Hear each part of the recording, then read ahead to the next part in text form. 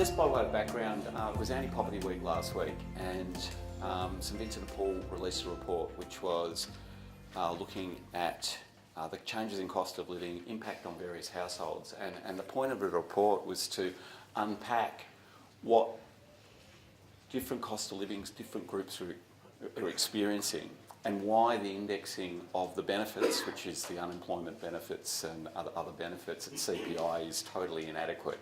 So this, I'm going to step you through the report. It's pretty dense. It is on our website, so there's 200 pages of lots of charts and data and things that nobody really should look at, and I don't want to look at it again for a long time. That does my head in every time we do it, but it's quite interesting when you get into the entrails. And hopefully this conversation also explains your personal experience, why certain costs are higher, and I'm reflecting on my father here, he was on a superannuation fund that was indexed at CPI, and he said it's just not keeping up with my cost of living. So a lot of the costs here, if you're on those sorts of super funds that are being indexed like that, a little bit different if you're on a pension. It's indexed at average male weekly earnings, but earnings haven't gone up, so you've probably got the similar sorts of indexing going on there as well.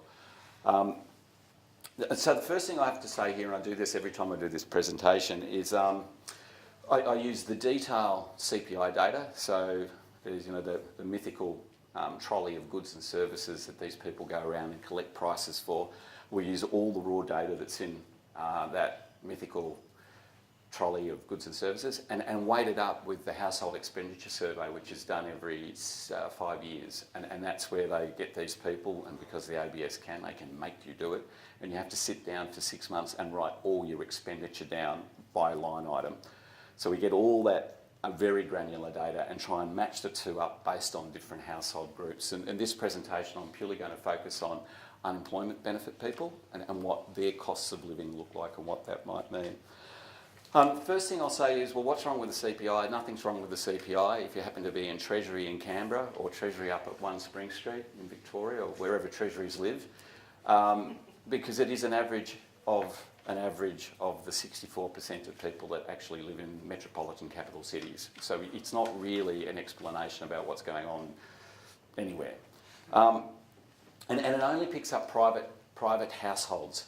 So if you're in institutions and you happen to be in the metropolitan capital cities, you're not actually included at all. So people that are aged care facilities, etc., etc. The ABS, when you read through the Consumer Price Index booklets, and I wouldn't recommend it to anybody, but I've had that pleasure, and you sort of get to page 95 and you go, oh, here's a pearl of wisdom.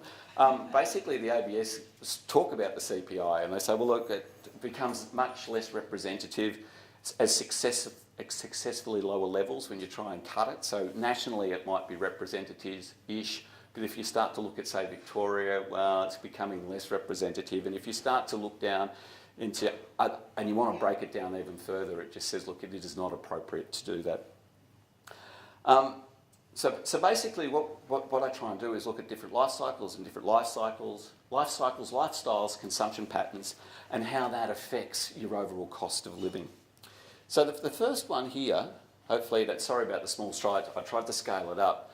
The first slide there sort of looks at what the difference between the average, which is what the CPI weights, the costs of various goods and services, to what an unemployed person spends. So the first one is, so for food, the average is about 15% of your spends on food for the average household, whatever that is. But for the unemployed, it's 16.2. So that's up. That's higher. They spend more on food. So when food costs go up or down, they either get a benefit or a penalty because of that. So you can see as you go down, they spend more on alcohol and tobacco. Now this is as a proportion of what little money they've got. The average household's got about $1,400 a week to spend. This group's got about $500 a week to spend. So they're spending less, but of what the money they've got, they spend proportionally more on, or more or less on certain things. Clothing and footwear, they spend a lot less on that. I certainly do too. I'm lucky I'm not growing any bigger, and if I was, it'd just be around the midriff. My feet aren't getting bigger, so I don't buy a lot of new clothes, but for example, people with kids and families would. So If clothing prices have fallen, which I'll get into later on, that's an upside for people with kids, but it's a downside for people without kids or unemployed people. Household contents and services, so all the things inside your house, they spend less on that. They spend less on health. My theory on there is they can't afford to spend on health. I think they might be overall just need the services as much as anybody else, possibly even more, but because they don't have the income, they just don't go. Transportation, they spend less on that, but they spend more on communication. So I think what happens there is rather than jumping on a tram, train, car or whatever, it's just cheaper to make a phone call. It certainly is cheaper, so they're making certain decisions about how to manage their mega budgets. Recreation down, so they're not off doing sporting type things, holidays and those sorts of things. Down on education, so they're not off, tend to spend less on education. And financial and insurance services, and that line there is about the costs to service loans. They're down on that. Obviously they don't have many loans because they haven't got any much money to pay those loans back. So overall, when you sort of go through that, you can see unders and overs, and some are quite significant. When you go through the housing one, they spend 10% more on housing. So if housing costs go up, they're going to get hit proportionately more than the average. If housing costs come down, that's actually a really good thing for them because they consume more of that. So what I'm going to do now is I'm going to go through the details within the CPI basket, and there's certain categories. I haven't got all of them. I pulled a few slides out today because I thought it was interesting, and I thought, no, I can't torture people for 40 minutes with all of the slides, so I'll only torture you with about 12 of them.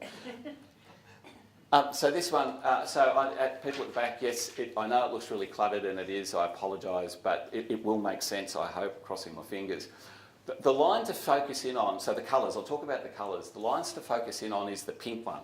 Now the pink line is the CPI. That's what the average cost of living increase is. So anything that's above that pink line, it means the costs have gone up more than the average, and anything below it means that costs have come down. So if you look at food, and remember unemployed people spend more on food, the only thing that's actually had a lower price increase than CPI is the meat and seafood category.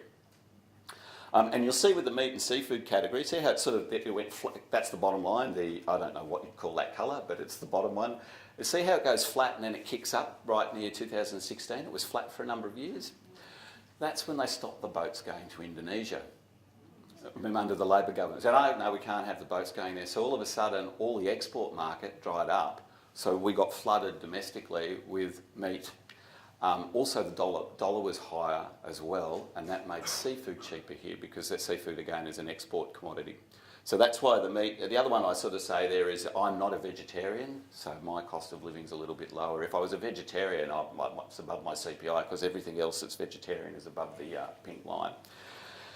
The one that bounces around a lot, you see the really peaky one right at the top, that is fruit and vegetables. And those big sort of ups and downs, that's some cyclones and weather events up in Queensland. Remember when bananas were $12 a kilo, front page of Herald Sun, ooh ah, that's what's going on there. And you can see the big increase on a number just before that big peak at the top. So I'll move, sorry Annie. See, that's just gone right up there. That's when the drought was on. So remember when we had water restrictions here? So you could see the drought actually affected, what are those things? Bread and cereal products and all those sorts of things. So you can see there's a whole lot of volatility in food. Overall, it's plateauing now, but I'd say 5 or 6 years ago, it was an issue. Now, when I look back into St Vincent de Paul and what people were providing for emergency relief and assistance at homes, there actually was an increase in provision for food in our EA data around that time. So you can see how emergency relief sort of links in with these sorts of things, and which I find really interesting and sort of ties the story of St Vincent de Paul Society and the home visits back to what's going on in the real world. Just for note, the blue line, the dark blue line, that's dairy. And you can see how that's flattening down, and that's probably because all the dairy farmers are taking a hit at the moment, but when you go shopping, it's still pretty cheap for us. Now, whether that's a good thing or a bad thing, many will have views on. The next one I've thrown in, So, sorry about the yellow. That pink, focus on the pink, that's the CPI, they're all above it. These, but basically these are the sin taxes at play here, tobacco and alcohol.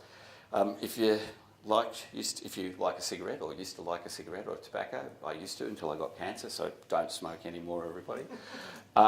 You can see the taxes starting to come in and they're really hitting that, so give that up. And you can see the alcoholic drinks, which is the blue line down near the CPI, and the average line is that brown line. So that's the weighting between the two.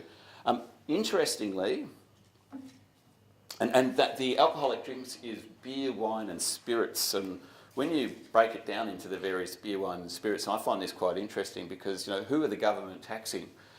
The line at the top is beer. So if you're a blue collar worker and you like a beer, you're getting taxed a real lot.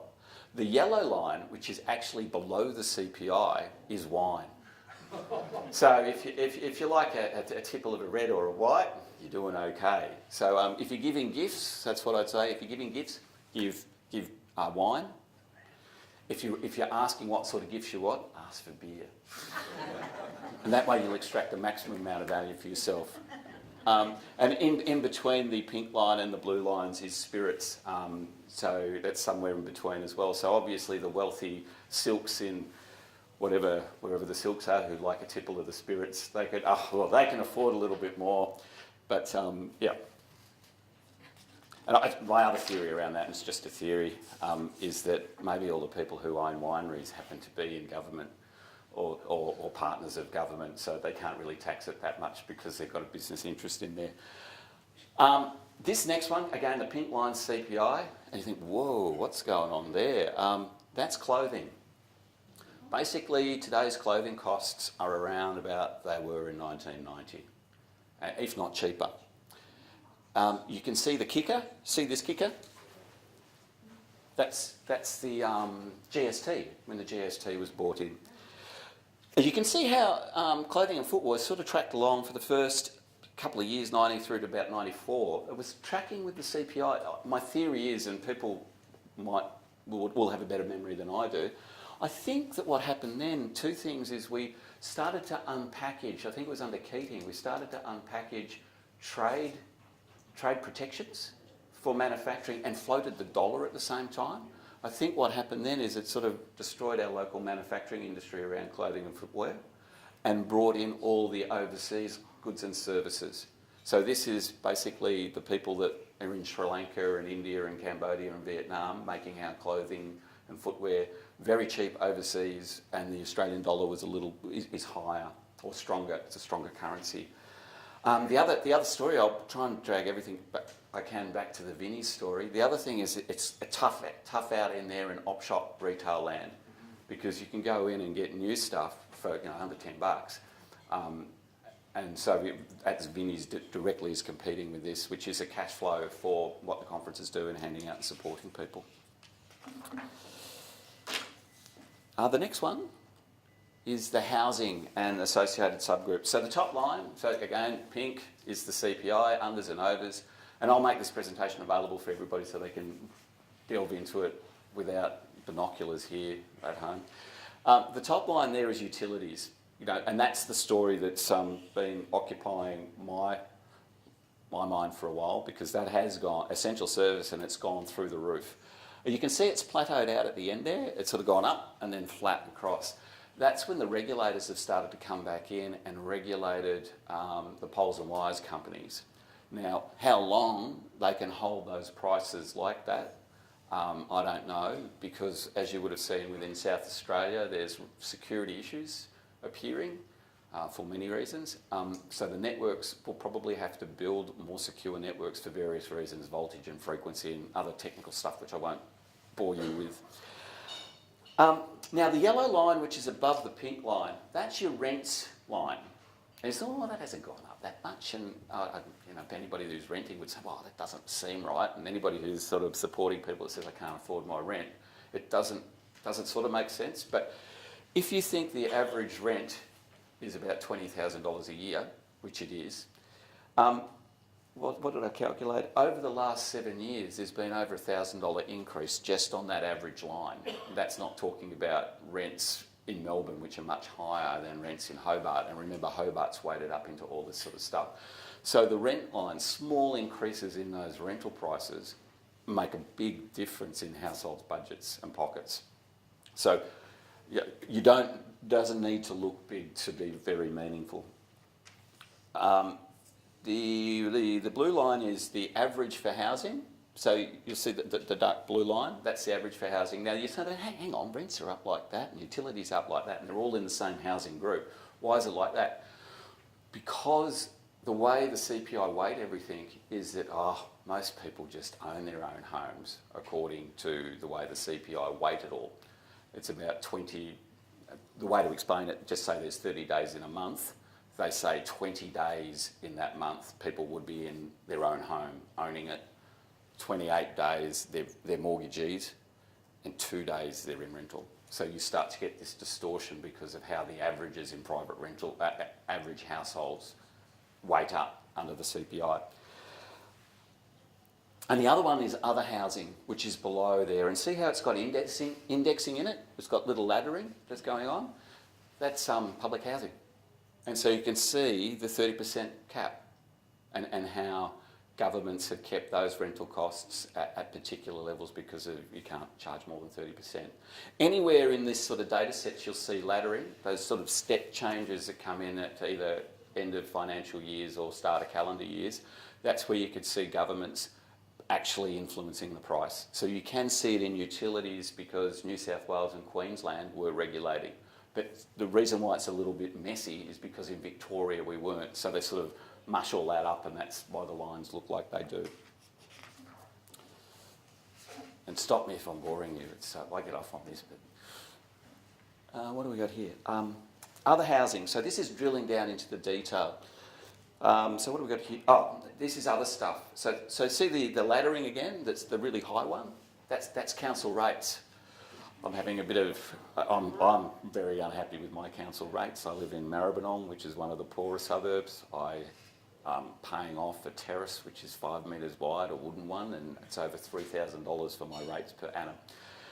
And I'm sure other people have got similar stories. And if you, in your mind's eye, if you picked up that council rates one and lined it up with the CPI, because it's under, it shows you how much council rates have gone up relative to the CPI. And I've raised this with the government and said, I don't understand how you can just keep doing that. When does it stop?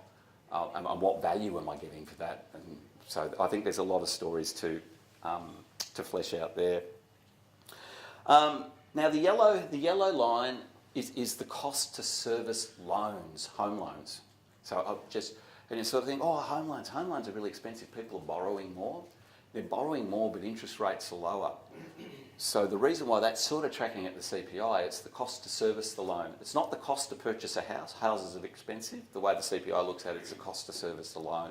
So if we start to see increases in the base rates from the Reserve Bank and banks, that could go off really quickly and that could be a huge problem for households.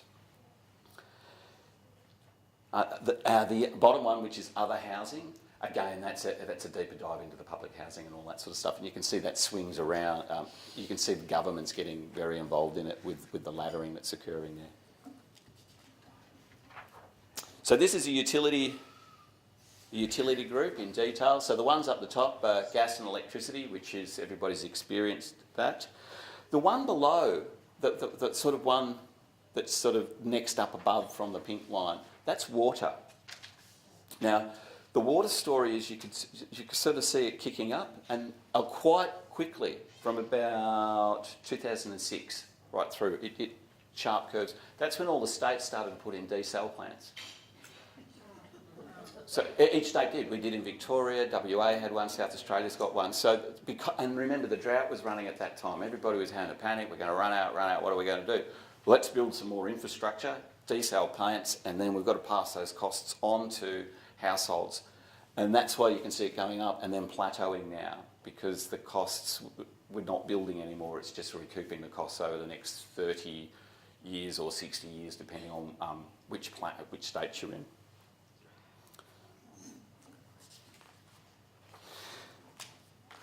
Household content and services, pink line CPI. Now the one above it, which I find really interesting, that's your gym's mowing. They're all the things that are done locally for your house. So if you want a tradie, call up a tradie, you think, geez, they're expensive. They are. And that's... It's, yeah, I had a plumbing issue the other day. They are, and there you go, they are. The ABS knows that they are.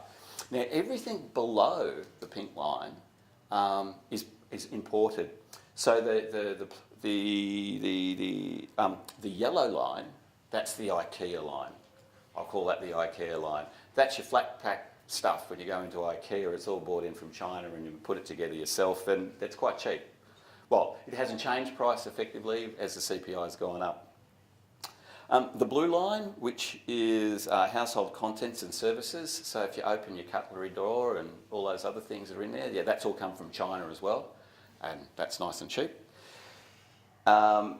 And the bottom one, which is household appliances and utensils, that's all your white goods and black goods that are coming in from Korea, and that's all cheap. So you think, you know, computers a couple of years ago were really expensive. You can go down and buy a pretty good computer for a couple $100 now. So you can see how that's at play as well.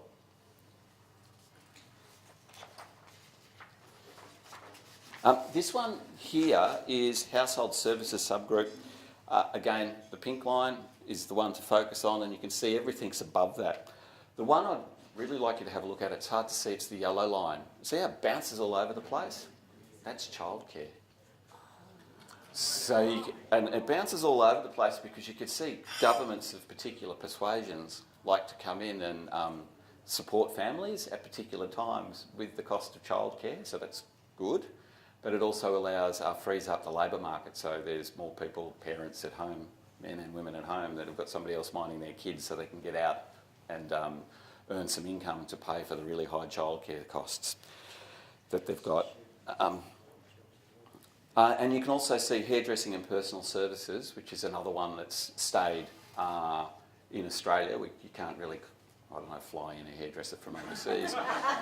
You can see that that's tracked up, and probably, well, there's students, all the overseas students who moonlight as hairdressers and just cuts, I'm sure. But you can see how those costs have probably gone up based on minimum wages and all those sorts of things.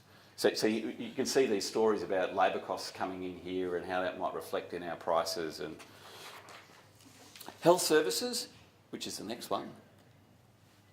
Again, personal experience with this sort of stuff. Yeah, health is expensive, don't get sick.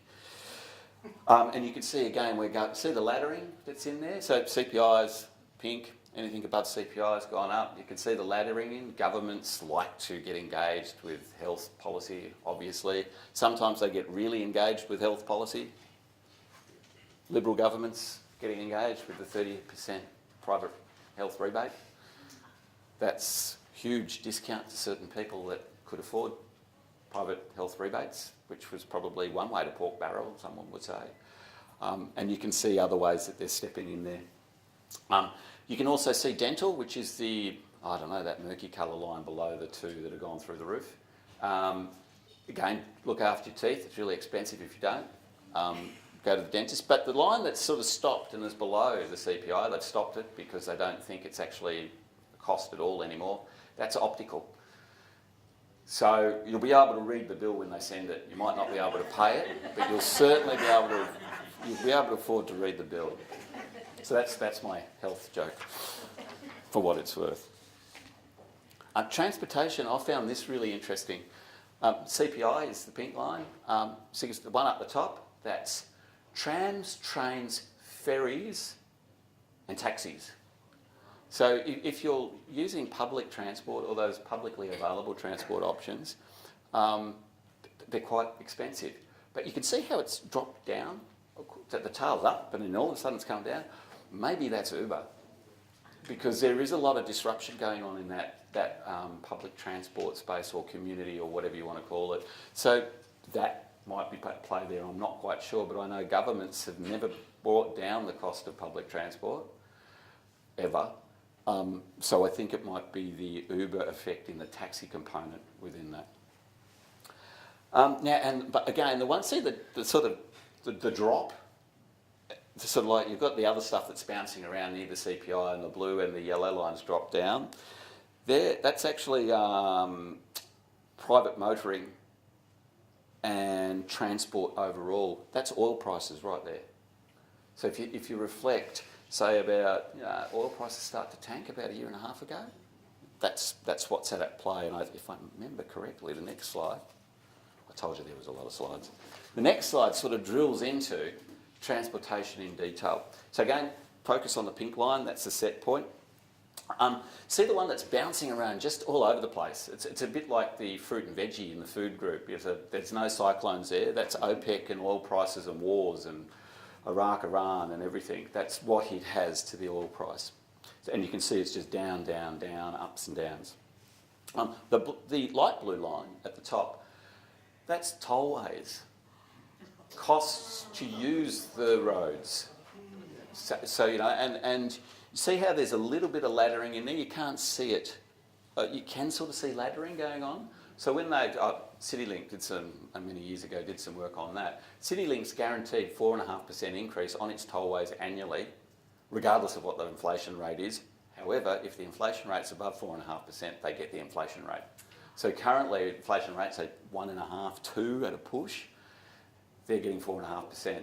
So maybe the moral of that story is, I wish I had invested in CityLink about 5 years ago.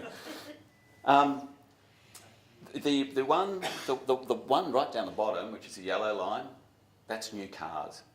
You can go down and get a new car relatively cheaply, relative back to way back when. Cars are cheap. I just bought a Territory for the same changeover price as 10 years ago. There you go, proof in the pudding. So buy a new car, don't drive it on tollways, that's all. Fill it up now, it's cheap, but it might not be forever. The one just above the yellow line is the repairs line. They're getting more efficient. And notice how that's pretty flat. I just had my car serviced and all that sort of stuff. It's all bolt in, bolt out, change over, done in a couple of minutes. It's all pretty cheap and pretty efficient. And the blue one, and that blue line is the average of all of that, the way that the ABS sort of weight it all up. Communications. Pink line CPI. The yellow line is postal costs. So everybody's saying, oh, you know, postage stamp, they're up to $1, they're up to $1. It's probably tracking at CPI. I know it seems like a lot.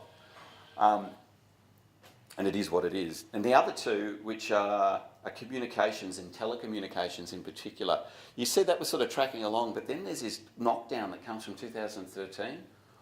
My theory on that is the NBN. I've got NBN at my place. I switched over from a cable phone package, internet package. I've got unlimited, basically everything. Do whatever I want for $90 a month with, you know, too many channels of television that I can, you know, I'm forever just switching channels, which is, you know, a man's dream. Just but that sort of came in about that time. So I think the NBN might be sort of disrupting and reducing prices for telcos. The other way, and going back to the unemployed person and the way they do things, and my mother, who's an age pensioner, she loves to get on the phone, loves to text, not so keen on jumping in a car and driving across town. She's 80, lives over in Caulfield, I live over in the west, so she knows how to use a phone very efficiently. God love my mother. Again, these are education. So the pink is the starting line, CPI, education. The blue line at the top is the average of education. Education is really expensive. If you've got kids and you're putting them through school, ouch. You can see how the laddering gets stepped in there. And so sometimes the costs have come down during the year and sometimes it's just doing what it's doing. Now the education there, so that's public, private and independent. So it's the average of the three types of schools, and government does get involved with funding all of them and influencing how prices are. Now the other three sets sort of start below the CPI because they put them in later, and how they fan out. The bottom one's tertiary. So the ones that have gone up least is tertiary, but that's a bit of a lie because they've all got loans that they've got to pay back later on. So it's get educate now, pay later, I think is the story there. The next one is primary, so starting off at school, primary and kindergarten, preschool and primary. It's gone up more than CPI, but not as much as secondary, which is the top one. Secondary school has gone quite a lot. I think what's going on in there is it's a cost shift from the public purse to the private purse. You used to have school book sets and you used to walk into school and everything used to be there, provided by states. I think now all the people need to have their kids all kitted up and off to school, which is out of their pocket. And I think that relates back to the family tax benefit. So a lot of this stuff, you can see parts of the tax and transfer regime supporting households as the economists come through and start to have cost-reflective pricing, as they call it. So, what does all this mean? So when you sort of put this into a big Excel spreadsheet, press a whole lot of buttons, tear your hair out because you probably entered a few in wrong because you have fat finger moments, I have them as well. What do we find out? Well, there's different cost of living for everybody relative to the average. Your cost of living is different to my cost of living. And the other thing that it sort of does show is that cost of livings do vary within groups of people, so we're less homogenous. So when they talk about old people or young people or parents, we're not all the same because some use public transport and some own their own homes and some rent. And that's very different than, say, 20, 30 years ago. So when we push that all through and we push the buttons, and the machine almost falls over because of all the crunching in there, you sort of get these sorts of lines. Again, focus on the pink line, that's the CPI. Now the two lines below the CPI are basically the average cost of living for the persons that own their own home, own their own car, and do all that. They've got less expenditures, they're not servicing debts and they're not doing a whole lot of other things. So they're the unders. The ones above are the various types of unemployed people.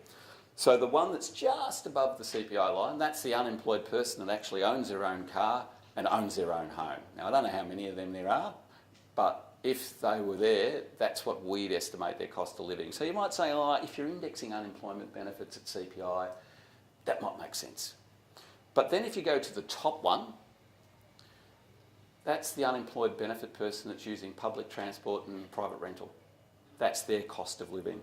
Now the difference between those two is about 8 years worth of inflation, is one of a way to put it. So if you're indexing the unemployment benefit based on that, they're probably 8 years worth of indexing behind where they should be relative to 8 years ago. So with the push for anti-poverty week, what we've been saying is, well, that CPI doesn't make sense. You've introduced all this economic reform, which is put through. Everybody's got to have cost-reflective pricing, but you've kept this 1970s way of indexing the unemployment benefit when the world was very different. We need to change that to make it more meaningful. So what we're pushing is saying, well, you have a base payment, that's fine. Everybody needs a base payment. But then what you should have is for things like, shall we say, rents, transport, utilities, council rates, etc., you have supplements, what I'd call supplements off the base rates, that are indexed based on the change of those prices. So as utility costs go up, which we're lucky in Victoria, there's a percentage-based concession, costs go up, the amount of concession goes up. If costs go down, it comes down. So we were sort of pushing that we need to redesign the social security system so it fits the new economy and how the costs are washing through to support people so they can participate and they do have enough income. So it does raise issues about cost of living and the current adequacy of pensions and benefits and the adequacy of super funds and the way super funds work and the adequacy of minimum wages and what they might mean. We need a lot more flexibility about people in certain... They do it in the AFL. Sydney gets a little bit of a discount because they're in Sydney, so they get an extra allowance. We think that probably should happen for people as well. Sydney is expensive, Melbourne is expensive. So there does need to be supplements there. And that makes good economic sense because it brings people to where the jobs are and that has other economic benefits. So that's really the story of the relative price index and I suppose our push to open up a conversation about adequacy of income and what economic rationalism and deregulation is doing, and how we have the right supports and complementary measures out there to support people on that journey into the new economy. Thank you.